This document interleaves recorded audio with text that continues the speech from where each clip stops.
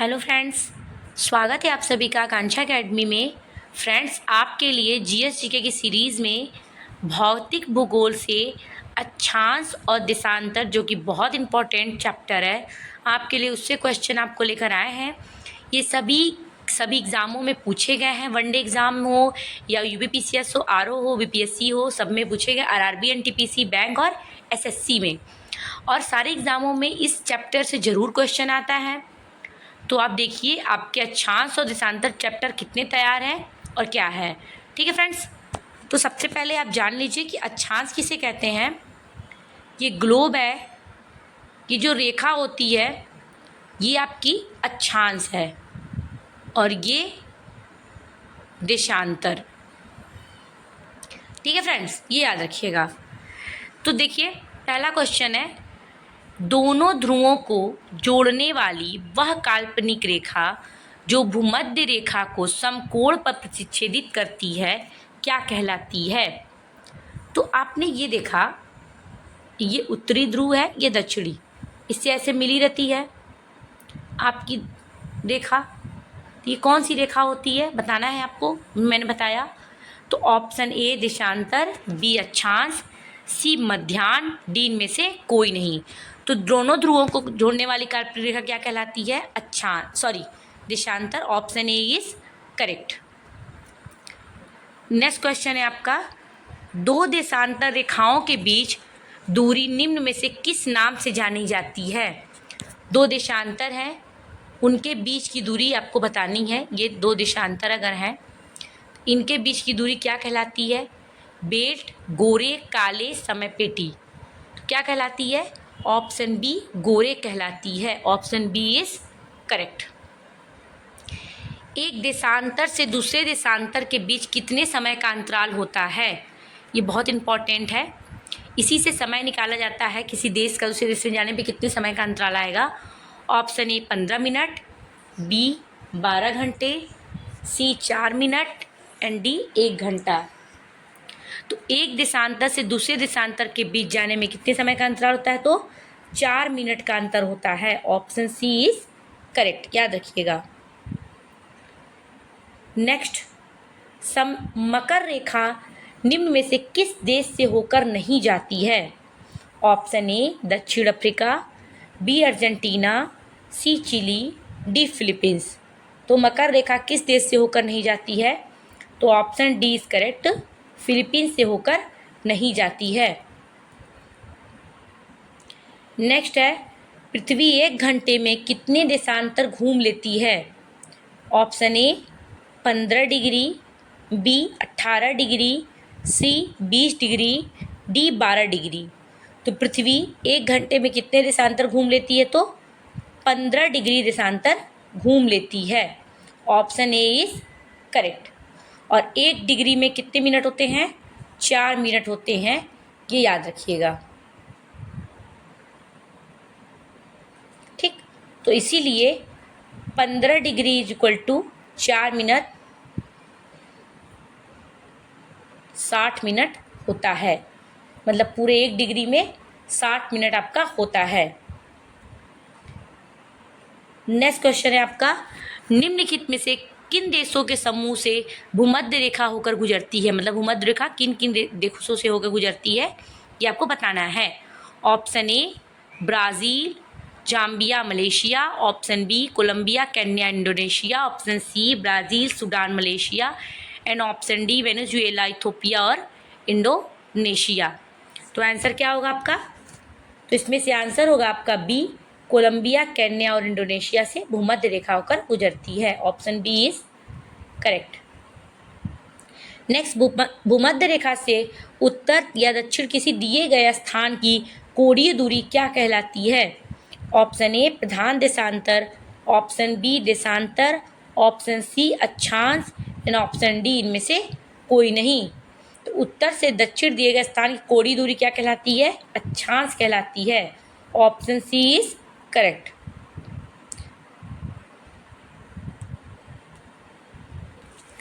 Next question है, निम्नलिखित में से कौन सा बृहद वृत्त ग्रेट सर्किल का उदाहरण है। देखिए बीपीएससी में क्वेश्चन पूछा गया है। ऑप्शन ए आर्कटिक रेखा, बी कर्क रेखा, सी मकर रेखा, डी भूमध्य रेखा। तो पूरा बृहद वृत्त ग्रेट सर्किल का क्या उदाहरण है आपका? भूमध्य रेखा। Option D is correct. ये ग्लोब है, ये 20 से जो रेखा दो बराबर भागों में ग्लोब को काटती है उसे भूमध्य रेखा, ऊपर कर्क नीचे मकर रेखा होती है, ये याद रखिएगा।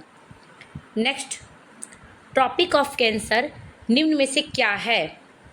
ऑप्शन ए 23.5 डिग्री उत्तरी अक्षांश रेखा, ऑप्शन बी 23.5 डिग्री दक्षिण अक्षांश रेखा, एंड ऑप्शन सी एक प्रकार की रक्त संबंधी बीमारी, एंड ऑप्शन डी कैंसर की रोकथाम एक वैज्ञानिक उपकरण। तो ट्रॉपिक ऑफ कैंसर किसे कहते हैं? तो option A is correct, 23.5 degree उत्तरी अक्षांश। ये है, यहाँ से जो बनता है उसे 23.5 डिग्री उत्तरी अक्षांश और नीचे जो लिखते हैं उसे 23.5 डिग्री दक्षिण अक्षांश कहते हैं। तो ये उत्तरी अक्षांश को हम ट्रॉपिक ऑफ कैंसर कहते हैं। Option A is correct. Next, ध्रुवों की तरफ जाने पर अक्षांश रेखा को व्यास की प्रकृति कैसी होती है? ऑप्शन ए स्थिर रहती है, यह घटता है, यह बढ़ता है, पहले घटता है पुनः बढ़ता है। तो जैसे जैसे ध्रुव की तरफ जाती है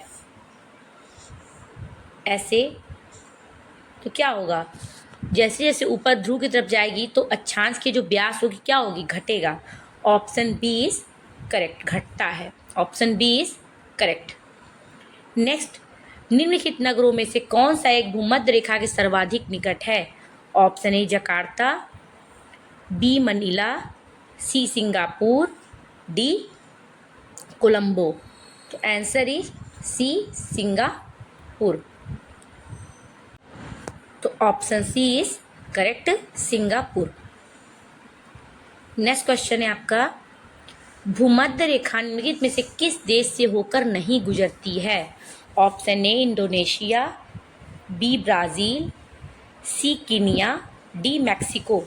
तो भूमध्य रेखा किस देश से होकर नहीं गुजरती है? तो इसमें उसे होगा आपका ऑप्शन डी, मैक्सिको से होकर भूमध्य रेखा नहीं गुजरती है। नेक्स्ट, मानचित्र व ग्लोब पर पाई जाने वाली प्रतिच्छेद रेखाओं को क्या कहते हैं? देखिए आरआरबी एनटीपीसी में पूछा गया है। भौगोलिक रेखाजाल, अक्षांश, देशांतर, इनमें से कोई नहीं। तो मैप पे पाई जाने वाली जो प्रतिच्छेदित रेखाएं हैं उन्हें भौगोलिक रेखाजाल कहते हैं। Option A is correct. Next, 49 degree north अक्षांश किस किस के बीच सीमांकन करता है? 49 डिग्री जो आपका अक्षांश है वो किन किन देशों के बीच क्या करता है? सीमांकन करता है। ऑप्शन ए मिस्र और Sudan, option B America Canada, and option C उत्तरी और दक्षिणी कोरिया, एंड ऑप्शन डी उत्तरी और दक्षिणी वियतनाम। तो जो 49 डिग्री है काफ़ी फेमस है, किसके बीच सीमांकन करता है? अमेरिका और कनाडा के बीच क्या करता है? सीमांकन करता है। ठीक है। नेक्स्ट क्वेश्चन है, विषुवत रेखा के समांतर कल्पित रेखाएं क्या कहलाती हैं? ऑप्शन ए ग्रीनविच रेखा, ऑप्शन बी मध्याह्न रेखा, ऑप्शन सी अक्षांश रेखा, एंड ऑप्शन डी देशांतर रेखा। तो विषुवत रेखा के समान, ये विषुवत रेखा है, इसके समांतर ये रेखाएं क्या कहलाती हैं? कल्पित रेखा अक्षांश रेखाएं कहलाती हैं। Option C is correct. Next, देशांतर रेखाओं की संख्या कितनी है? 24, 90, 180, 360। तो देशांतर रेखाएं देखिए आरआरबी एनटीपीसी में पूछा गया है, देशांतर रेखाओं की संख्या कितनी है? 360 है। ऑप्शन डी इज करेक्ट, याद रखिएगा। नेक्स्ट है, पृथ्वी से उत्तरी ध्रुव और दक्षिणी ध्रुव को मिलाने वाली रेखा क्या कहलाती है? ऑप्शन ए देशांतर रेखा, बी अंतर्राष्ट्रीय रेखा, सी मिलन रेखा, डी अक्षांश रेखा। तो मैंने ऊपर बताया था उत्तरी और दक्षिणी ध्रुव को मिलाने वाली रेखा क्या कहलाती है? देशांतर रेखा। Option A is correct. Next है, प्रधान मध्याह्न रेखा किस स्थान से होकर गुजरती है? Option A Allahabad, B Greenwich, C Sydney, D Greenland. तो जो प्रधान मिड लाइन है समय रेखा वह किस स्थान से होकर गुजरती है? तो option B is correct, Greenwich से होकर गुजरती है, इसीलिए उसका नाम है ग्रीनविच रेखा। और भारत में कहाँ से होकर गुजरती है? तो भारत में इलाहाबाद के नैनी से होकर गुजरती है। नेक्स्ट, निम्नलिखित में कौन सा कथन असत्य है? देखिए आरआरबी एनटीपीसी में पूछा गया है। ए, देशांतर रेखाओं के बीच दूरी विषुवत रेखा पर अधिकतम ध्रुवों पर शून्य होता है। बी, विषुवत रेखा पर देशांतर रेखाओं के बीच की दूरी 111.3 किलोमीटर है। सी, देशांतर रेखाओं की संख्या 180 है। डी, किसी भी स्थान की ग्रीनविच रेखा से कोणीय दूरी को उस स्थान का देशांतर कहा जाता है। तो आपको बताना है क्या सही नहीं है। तो सीधे सीधे दिख रहा है कि देशांतर रेखाओं की संख्या 180 दिया, जो कि गलत है। देशांतर रेखाओं की संख्या 360 होती है। तो ऑप्शन सी इज करेक्ट। निम्नलिखित में से कौन सा असत्य है? ए, विषुवत रेखा एक वृहद वृत्त है। बी, सभी समांतर रेखाएं वृहद वृत्त हैं। सी, विषुवत रेखाओं से ध्रुवों की ओर जाने पर अक्षांश रेखाओं के बीच की दूरी आंशिक रूप से वृद्धि होती है। डी, किसी स्थान की प्रधान याम उत्तर से कोणीय दूरी को उस स्थान का अक्षांश कहा जाता है। तो आपको बताना है आंसर। तो आंसर इसमें होगा आपका डी, किसी स्थान की प्रधान याम उत्तर से कोणीय दूरी को उस स्थान का अक्षांश है। गलत है, उसे देशांतर कहा जाता है, इसलिए ये गलत है। Option D is correct. 1 degree देशांतर की सर्वाधिक दूरी कहाँ पर होगी? ए, विषुवत रेखा। बी, कर्क रेखा। सी, मकर रेखा। डी, इनमें से कोई नहीं। तो 1 डिग्री देशांतर की सर्वाधिक दूरी कहाँ पर होगी? ऑप्शन ए, विषुवत रेखा पर। Option A is correct. Next है, कर्क रेखा कहाँ से नहीं गुजरती है? देखिए आरआरबी एनटीपीसी में पूछा गया है, कर्क रेखा कहाँ से होकर नहीं गुजरती है? Option A, Myanmar. B, Nepal. C, Bangladesh. D, China. तो आपको बताना है कर्क रेखा कहाँ से नहीं होकर गुजरती है। तो कर्क रेखा आपका नेपाल से होकर नहीं गुजरती है। Option B is correct. Next, कुल अक्षांशों की संख्या कितनी है? Option A 66, B 90, C 180, D 360। तो कुल अक्षांशों की संख्या कितनी है? ऑप्शन सी इज करेक्ट, 180 है अक्षांश की संख्या। 180, देशांतर की संख्या 360 होती है, याद रखिएगा। नेक्स्ट है, मानचित्र पर स्थित अक्षांश एवं देशांतर रेखाओं के बारे में निम्नलिखित में से कौन सा कथन सत्य है? ऑप्शन ए, दोनों ध्रुवों पर मिलती हैं। ऑप्शन बी, भूमध्य रेखा पर मिलती हैं। एंड ऑप्शन सी, दोनों समांतर रेखाएं हैं। ऑप्शन डी, दोनों एक दूसरे को लंबवत काटती हैं। तो आंसर क्या होगा आपका? दोनों के बारे में क्या सत्य है? तो ऑप्शन डी इज करेक्ट, दोनों एक दूसरे को लंबवत काटती हैं, ये याद रखिएगा। बाकी ये सब तीनों गलत है। नेक्स्ट, मकर रेखा अथवा 23.5 डिग्री अक्षांश वृत्त निम्नलिखित में से कहाँ से होकर गुजरती है? Option A, Malagasy. B, Bharat. C, Greenwich. And D, Zimbabwe. तो आंसर क्या होगा आपका? Answer is A, Malagasy. मकर रेखा 23.5 डिग्री अक्षांश होकर कहाँ से गुजरती है? मालागासी से। Option A is correct.